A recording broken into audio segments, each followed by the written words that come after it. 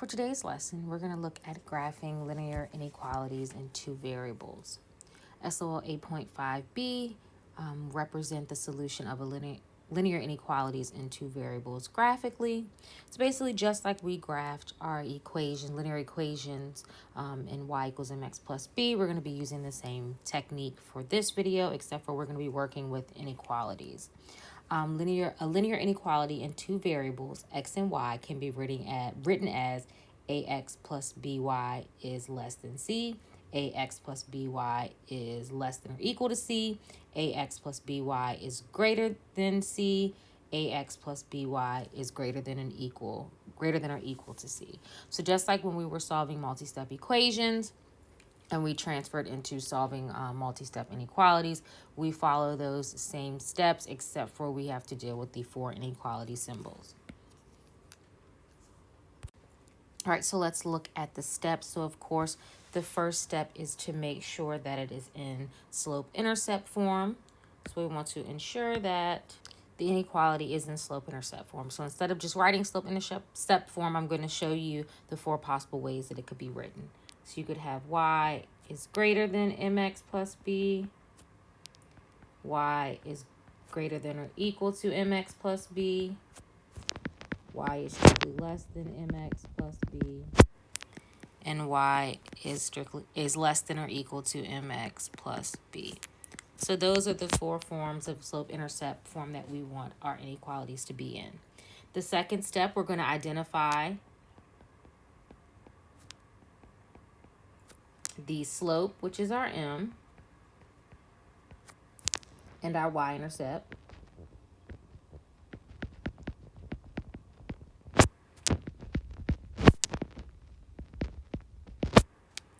And using that information, we are going to graph in step 3. So step 3 is graph, but before we can graph, we have to determine whether we're going to use a solid or dashed line. And that'll make more sense once we do our example.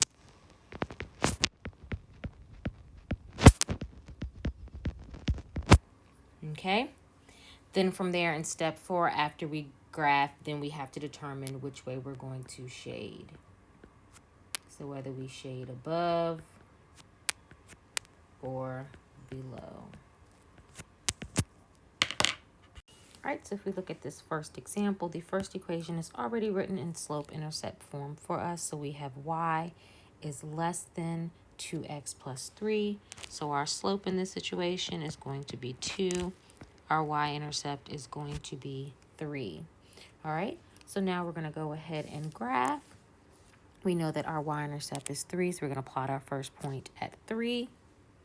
And then we know that our slope is 2, so we're going to go up 2 over 1. Finish out the graph down 2 over 1, down 2 over 1, down 2 over 1, down 2 over 1. All right, so we followed the same steps as if we were to graph just a regular linear equation. Now we have to look at, are we going to use a solid line or are we going to use a dashed line? So just like when we're graphing on the number line, we know that for less than or equal to or greater than or equal to, we use a closed circle. And for strictly less than and strictly greater than, we use an open circle. So when we're talking about solid lines and dashed lines, we basically follow the same thing. So when we have less than or equal to or greater than or equal to, we're going to use a solid line. When we have strictly less than or strictly greater than, we're going to have a dashed line. All right, so looking here, we have y is strictly less than 2x minus 3. Therefore, we're going to have a dashed line. And what I mean by dashed line is instead of connecting the points, we just have dashes to connect the points. Okay? All right, and just like the circle indicates that that number is not a solution, the dotted line lets us know that points on that line, on that graph, of that line of y is less than 2x plus 3, those points are not solutions. So if I look here, this point is not a solution. This is not a solution. This is not a solution. This is not a solution. This is not a solution. This is not a solution. So on and so forth. All right, now we have to take a look at the fact of, do we shade above or do we shade below? All right. And shading helps us indicate what portions of the graph are solutions to the inequality. So as you remember from inequalities, we don't just have x is equal to a number. We have either x is greater than a number, x is less than, x is greater than or equal to, x is less than or equal to. All right. So looking here, and I'm looking at my y, okay, it's showing me that y is less than this expression, all right? So if I look at my y values here, I want y values that are strictly less than this expression. So with less than, I'm going to go ahead and I'm going to shade here. Because if you look at my y values, you can look at it as if this line here is cutting your y-axis in half. So you have this portion here, which I'm just going to quickly shade blue. You have this portion here, and then you have this portion here, which I've shaded. Okay? I want values that are less than that expression, and my y values that I've shaded in red are less than that expression. Therefore, that is which direction I shade in. Shading is a little tricky. It's going to come to you as you get in more practice. Okay, so let's take a look at the next example. All right, so we have 3x minus 2y is less than 10. All right, so again, we need to make sure our equation is in slope-intercept form. So in order to solve, we're going to solve for y. So again, we have to remember all of our solving techniques when it comes to solving inequalities. All right, so my first step is I'm going to subtract 3x from both sides. All right, so I'm just going to rewrite it. I'm going to subtract 3x from both sides.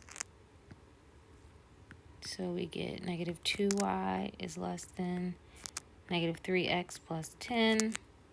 Divide both sides by negative 2. Remember, each term on the right-hand side gets divided by 2.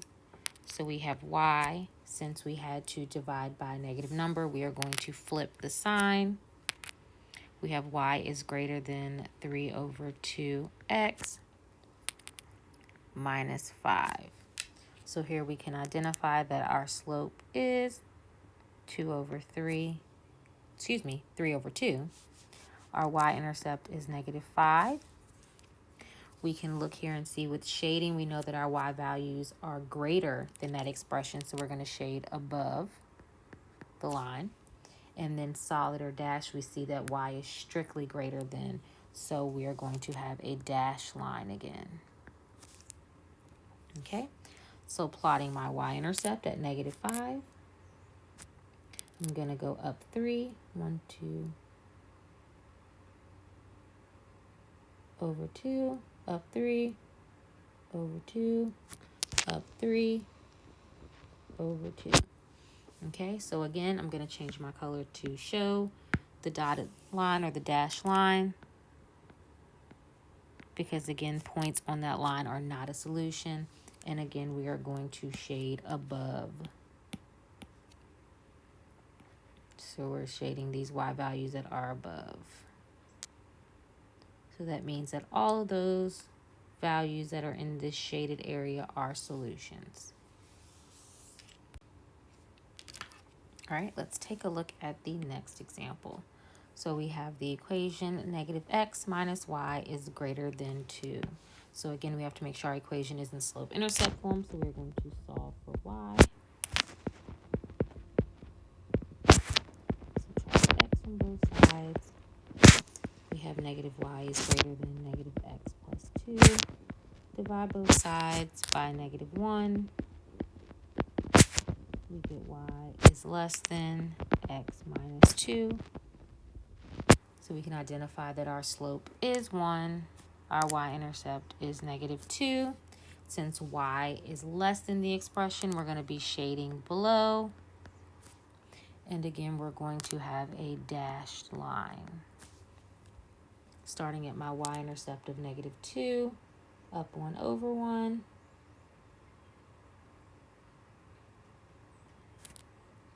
Finish off by going down 1 over 1.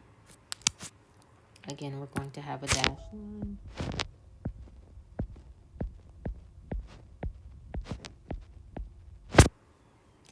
and we are going to be shading below. So we want those y values that are less than that expression, so that's going to be here. Again, since we have a dashed line, those points that are on the line are not solutions to this, to our inequality.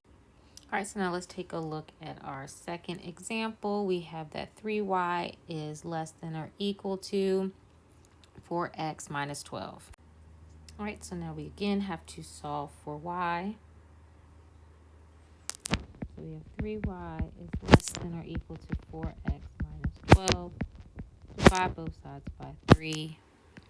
Each term on the right gets divided by 3. And I get y is less than or equal to 4 over 3x minus 4. I do apologize. I didn't put a 12 there. I put a 2. All right. So my slope is 4 over 3. My y-intercept is negative 4. Since my y values are strictly less than or equal to the expression, I'm going to shade below. And then solid or dashed line, I'm going to have a solid line since it is greater than, since it is less than or equal to. All right, so again, we start with our y-intercept of negative 4. Then we're going to go up 4 and go over 3. And we can't go up, well, we can do it.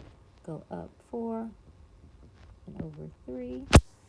All right, we know that we're going to have a solid line because it is less than or equal to. So just like we draw our lines when we're graphing our equations. And now we know that we are going to shade below because my y values are strictly less than the expression.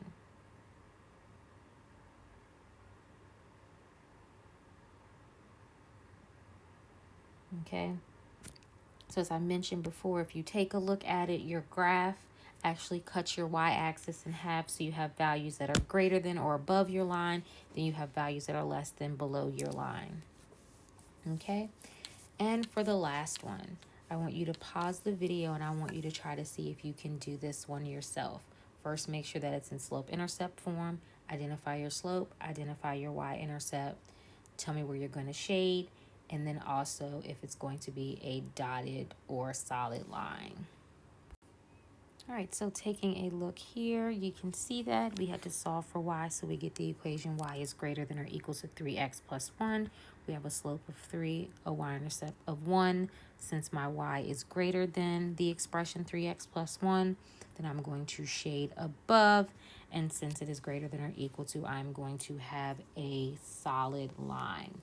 So just a couple quick reminders, or just want to look at this really fast.